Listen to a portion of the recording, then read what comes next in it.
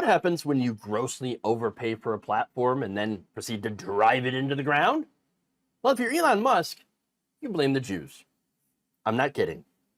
Recently, the chief twit, who has empowered neo-Nazis on the website by restoring hate accounts and gutting moderation on the platform formerly known as Twitter, it now sounds like a porn site, X, blamed a 60% drop in advertising revenue on the Anti-Defamation League. Yes, that's right. The organization fighting neo-Nazi hate accounts and anti-Semitism. Now, look, to be fair, I haven't always agreed with decisions from the ADL. For example, they went after Ilhan Omar for calling out money in politics. I think that was wrong of them to do. And look, let me point out that there are right-wing organizations that have been dumping tons of money into Democratic races to support candidates that are actually representing the interests of, the current right-wing government of Israel and the defense contractors to supply them with weapons and money against those who are more progressive and want to see peace between Israel and Palestine. Okay? Now, for example, Nina Turner, she ran in Ohio on a progressive platform and was drowned out by tons of outside spending from a group called the Democratic Majority for Israel. Now, they've taken money from a lot of industries who are against things like Medicare for all, higher wages, reining in Wall Street, while claiming, of course, that Nina Turner was not as progressive as Chantel Brown.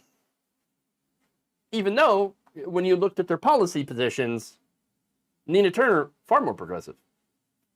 But anyway, for example, one of the donors there to the Democratic Majority for Israel was named Barry Porter. Porter ran Clarity Management, which their client list includes oil and gas companies, Vaca Energy, and copper mining company, Sky Mineral Partners. Those are in the firm's portfolio. Of course, not exactly progressive when you're being funded by oil interests and mining, especially when that whole thing about being progressive is, hey, we should do something about climate change by reining in these giant corporations. Yes, I know. Dirty energy and mining. But anyway, not to get too far off track, when it comes to the right wing and Elon Musk, I do agree with the Anti-Defamation League, who called for advertisers to pause their campaigns on the platform after Elon Musk took over. So once Elon took over, of course, being too free speech, bro, went and basically invited all the neo-Nazis back onto the website. You can see where there's a problem. And if you don't see where there's a problem, you might be part of the problem. Now, he claims the organization has been trying to kill this platform by falsely accusing it and me of being anti-Semitic. Oh, there's so much irony here. So much irony here. It's dead. Irony's dead. Okay. First off, what do you think is going to happen when you invite all the neo-Nazis back? When you don't take anti-Semitism on your platform seriously and decide to completely gut your moderating team.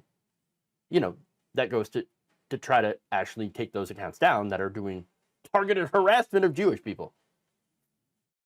That's apparently not anti-Semitic. Weird. Now, he said, quote, to clear our platform's name on the matter of anti-Semitism, it looks like we have no choice but to file a defamation lawsuit against the Anti-Defamation League. Oh, the irony. Our U.S. advertising revenue is still down 60%, primarily due to pressure on advertisers by the ADL. That's what advertisers tell us. So they almost succeeded in killing X/Twitter, Musk posted. No, dude, that would be you. You're killing the platform. You're running it into the ground, but apparently it's much easier for Elon Musk to ironically blame the Jews. So much for beating the charges of anti-Semitism. In fact, here's what he said. The ADL, because they are so aggressive in their demands to ban social media accounts for even minor infractions, I'll show you what they are ironically the biggest generators of anti-Semitism on this platform. Wow. Now, that was in response, by the way, to a notorious anti-Semitic white nationalist named Keith O'Brien, but goes by Keith Woods Online.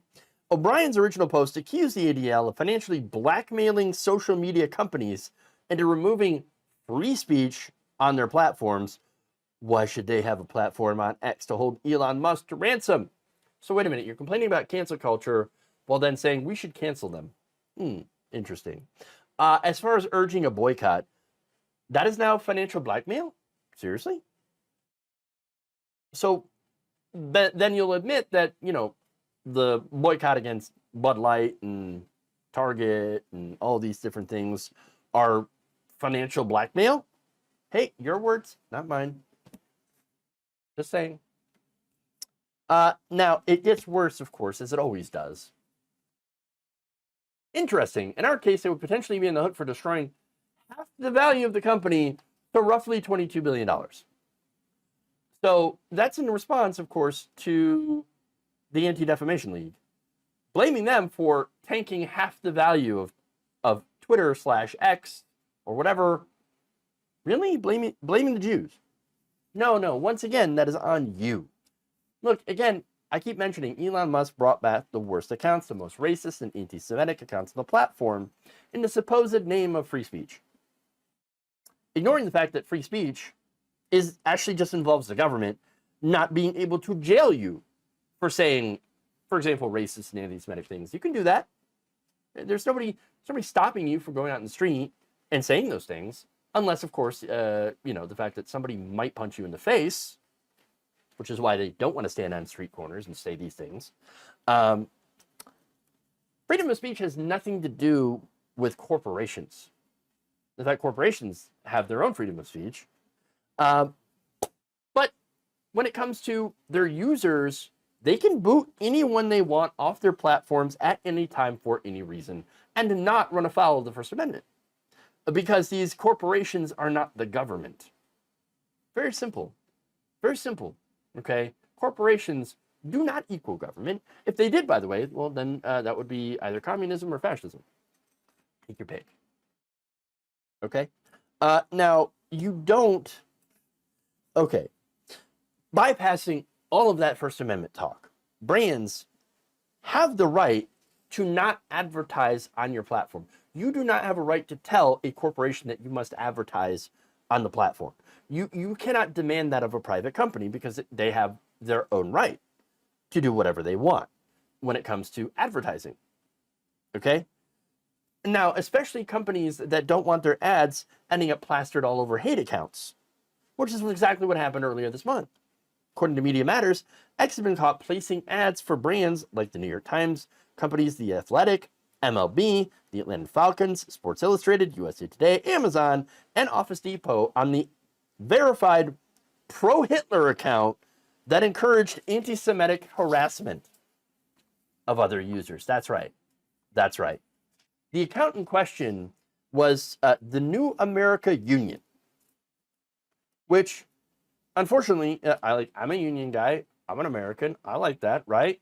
Oh, no, wrong. Turns out that's a pro-fascist account that celebrates Hitler and the Nazi Party, which has been verified since April of 2023, which means it has been giving Elon Musk money for several months.